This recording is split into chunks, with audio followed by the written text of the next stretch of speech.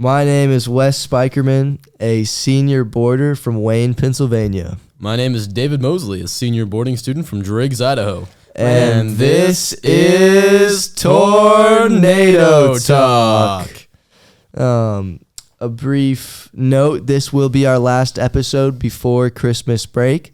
Merry Christmas to all of our listeners. Good luck on everyone's exams, and I hope all of y'all's end-of-year grades are what you want them to be.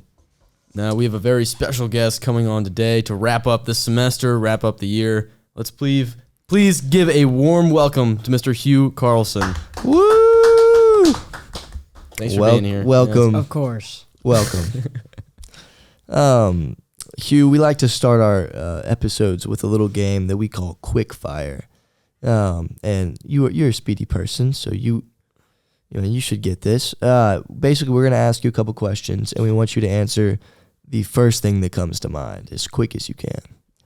I'll let David start. Remember, don't think, just answer. First thing, don't think. You got it? No pressure. Don't think.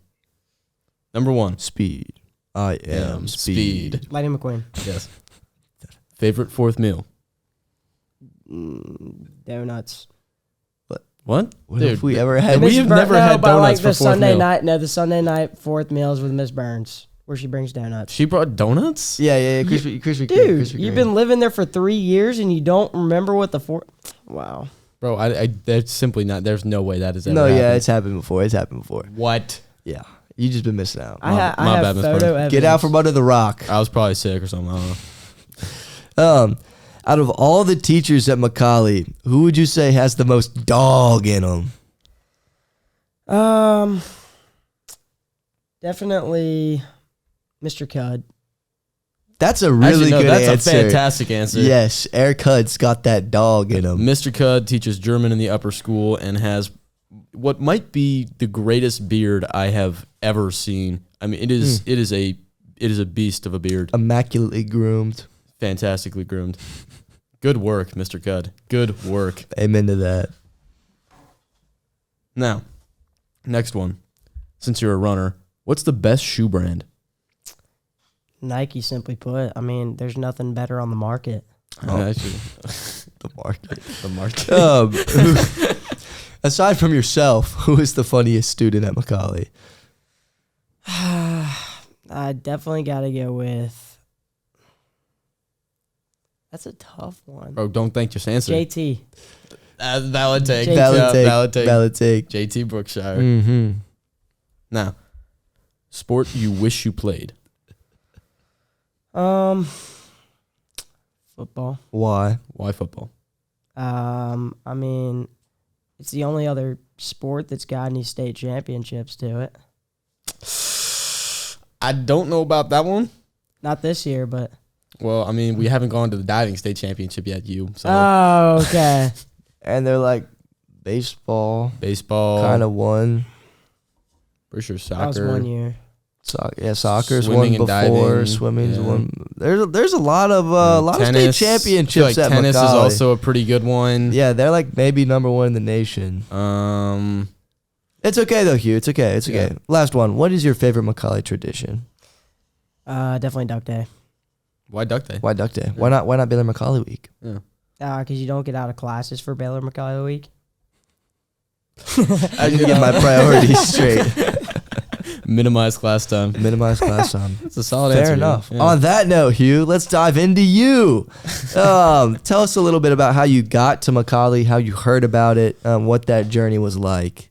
Yeah, so like growing up, my parents decided that the schools in my area weren't, exactly optimal. And so we decided to start searching for boarding schools. I looked around Woodbury Forest, Christ School. But then, I'd kind of decided I was going to Woodbury, but then I decided to tour Macaulay one time, and I just liked it so much better. So,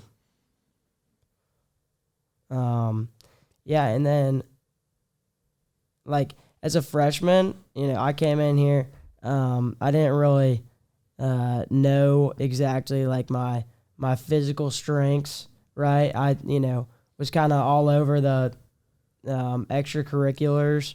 Like I did MFit one time, and I played JV golf. That was a wild Hugh arc. It's Yeah. like, I mean, dude was probably like the most yoked freshman I have ever seen, and then he was playing golf. Yep. And then I decided to join No the offense to swim golf team. team. And, after we won, the practices just got more and more painful. And I was like, oh, got to stay in shape somehow. And so I started running over COVID. And, once I started, like, getting super competitive with it, like, my friend told me that I should join cross country. I was like, I'll never do that. Cross country? You don't want to be one of those guys. I don't want to be one of those guys. Wearing the short shorts. I showed up practice eventually, because my buddy Wes over here. And I have since quit. I did not stick around very long. Hugh outlasted me. I haven't even tried it. I don't want to try it. Sounds horrible. I guess I had a hidden talent. He's one of the fastest guys on the team. Yeah. That's very true. Let's dive into that a little more, Hugh. I want to hear all about cross country. This year, you were one of the top runners in the state, which was part of the Macaulay, maybe the greatest Macaulay cross country team of all time. It was the greatest Macaulay cross country team. What do you love about running? Like, to have gone from golf and fit to swimming to running, like what made you stick with running? Well, you see, it doesn't require a lot of coordination, which is definitely good for me. But also, the difference between running and swimming, it's like, while you're swimming, right, you can't breathe, and you're just like looking down at this black line for, 2 hours. But like our practices in cross country, like once we get into shape, it's like we can just sit there and talk the whole time. And so it's almost like we got our own little book club going. Do you discuss book themes? Oh no, it's never book themes. It's always like, that kid David and what he did the other day. Oh, come on, you. Come on, man. You guys actually? No way you actually do that. I don't know. Maybe you should join the cross country team. Oh, my Find God. out. Yeah, David Mosley in cross country, baby. Well, now I have to, so. You're out of time, David. Man. All right, Hugh, I've always wanted to ask you this question. Even though you've got that dog in you, have you ever felt like quitting? Quitting the team? Quitting the team. Abandoning the effort. Calling it quits. Throwing in the towel. Some other third thing. Insert synonym. No. Well, you had to think about that answer. I know. Okay. When I got injured after my first season, and it was like really rough. Like I was, on crutches for like a month. I was kind of like feeling like, all right, well, I've done my swim season. I've done my cross country season. Like, what's next? Powerlifting. I was kind of trying to check off all the boxes. But then, Coach Stoker has this way of like pulling you back in. And yeah. That's fair, yeah. So you thought about it, and then Coach Stoker was like, nah, man, you're good. And then you just kept on. Pretty much. Valid. How would you describe the dynamic between you and Coach Stoker? I say stuff, and he mocks me. So very cool. It's a very fun relationship. Is what I'm getting. Now, do you get nervous before your races? Like you're like on the bus ride up into like I don't know, call it like regionals or something. You're like, so I used to, at least up until this past track season. Like everybody else still, gets really nervous. Jack Bowen, oh my God, he's a nervous wreck. But I started to realize like, where's all the pressure coming from? Like the only person I'm really, out here racing is myself. And like all these, kids that I'm racing, like, some of them, they used to be really fast compared to me. And I used to be like, oh my God, like, I'll never beat that kid. Like, he's, otherworldly. But, like, now it's like, I see that these kids are human. They have bad races, and it's anybody's race. And so the only person stopping you from, competing is yourself. And if you get nervous, you're adding to that. And so I like to, walk up to the starting line with a smile on my face. It intimidates my competitors, and it makes me feel good. I love that. That is fantastic. I That's love very that. Hugh Carlson-esque. I love that, man. Mhm, That's fantastic. mhm. Do you have any like funny stories from the cross country team that you can share on the podcast? Let me think. I mean, there's lots of small things. Like, I remember this one time, like, when we were staying in the hotel before state, like, our curtain, right? Like, it wasn't working. Mm-hmm. And for some reason, like, Jack Bowen, I think he had been hunting the week before. And he had like a bunch of knives in his bag. And so he literally took the knife and stabbed it through the curtain to stick it onto the wall so it would stay shut. And he did it for other people's rooms too. How many knives did he have that Yeah, he could do that what? for everybody's room? It was like 4. Why would you need 4 knives? I don't You know what? I don't want to know. Yeah, let's not get into that right now. Yeah. Okay, in more recent events, this past Sunday was D1 Big 5 handball, which South Hutch absolutely dominated yet again. But the interesting thing about that is that Hugh Carlson is an RA in Presley, but not only is he an RA in the freshman dorm, he's also their athletic director. Well, about that. Well, actually, He not kinda anymore. got He fell removed. off. Bro fell off. I did fall off. I mean, Sunday's like my only real day off, right? Mm-hmm. And so I like to spend my Sundays golfing. Little did I know the extreme commitment the Big 5 would entail. I mean, you've got training, you've got playmaking, Yeah, before and after team meetings. we got film. Yep, I mean- you got to review. Okay. So we'll ignore your failed responsibilities as the AD.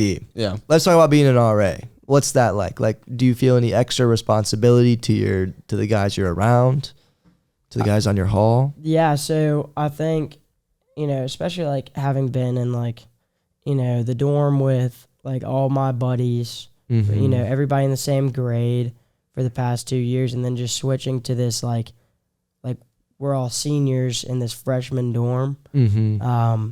It's like it's been a pretty big adjustment because like, a lot of the times like let's say I'm walking into my buddy's room, like it's gonna be a lot different. It's gonna be a lot different approach. Mm-hmm.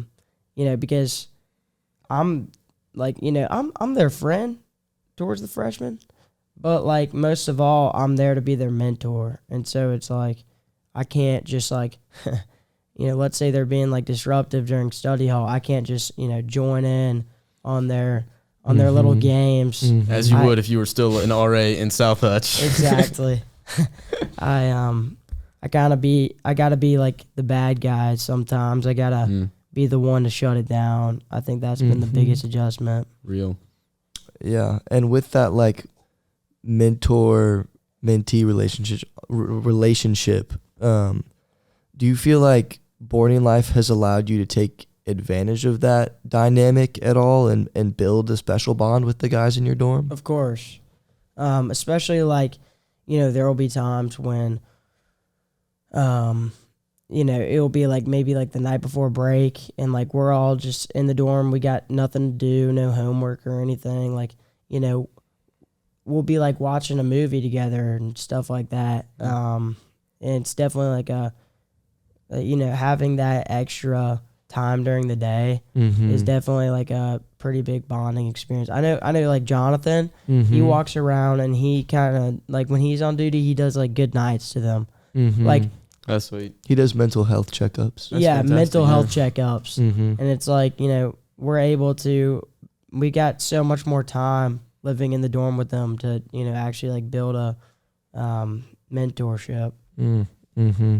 You think that adds to like the feeling of brotherhood, Macaulay? Even like it's different because, you know, they're not necessarily like your peer group, but do you feel like you do have that sense of connection, that sense of brotherhood? I feel like I get a different angle of it because I'm seeing them create their own brotherhood. Right. Right. I mean, I think it's interesting, like seeing all the different groups fall into place and like how they all act towards one another. I mean, I don't, see that among freshmen outside of Macaulay. It's a fair point. And I think that's something special about boarding life too. You just have so much more time to create those bonds, create that sense of community, foster a relationship of brotherhood. For sure. Kind of to wrap this all up here, we've got 2 more questions for you. The first one being, what's something that you would have liked to have been involved in at Macaulay that you haven't or have not been able to do? I don't know. I guess I wish I would have gotten into or like done like student council and stuff like that. Mm-hmm. I know y'all make like a lot of like y'all make like a lot of cool decisions and stuff like that, and I just think it's a interesting opportunity to be able to like take on the challenges and like activities that y'all do. I mean, it definitely helps.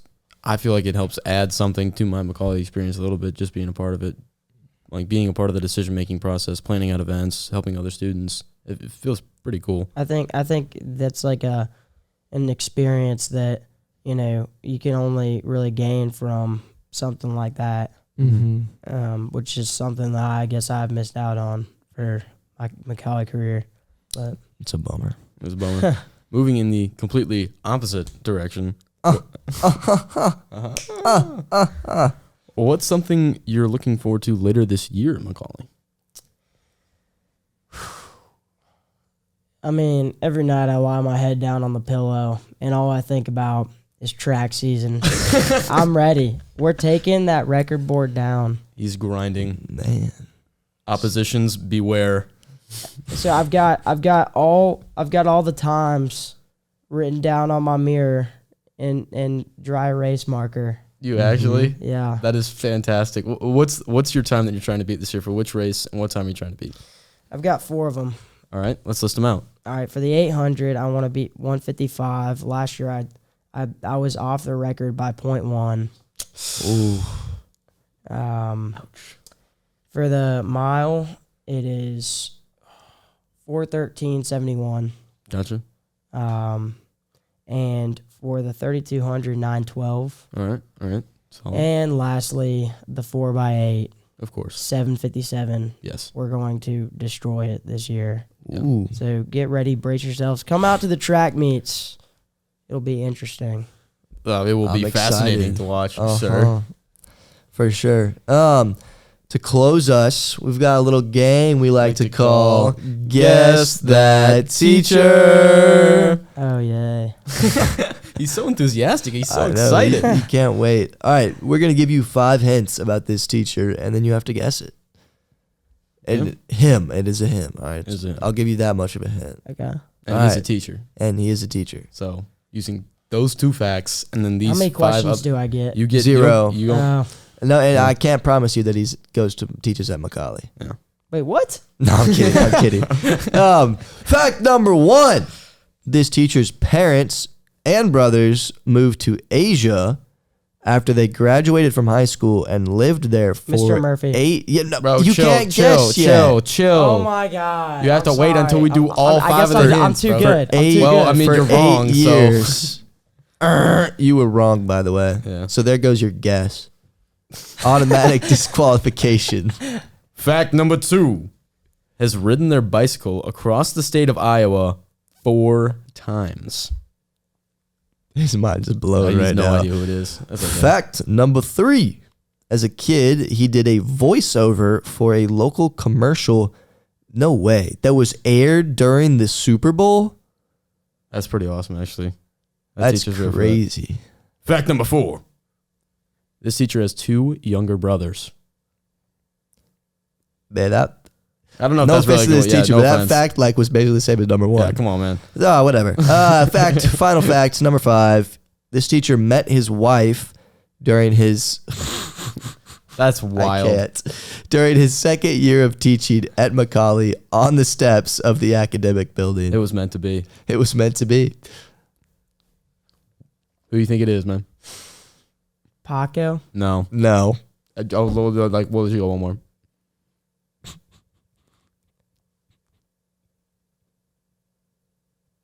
Silence is so loud. I know.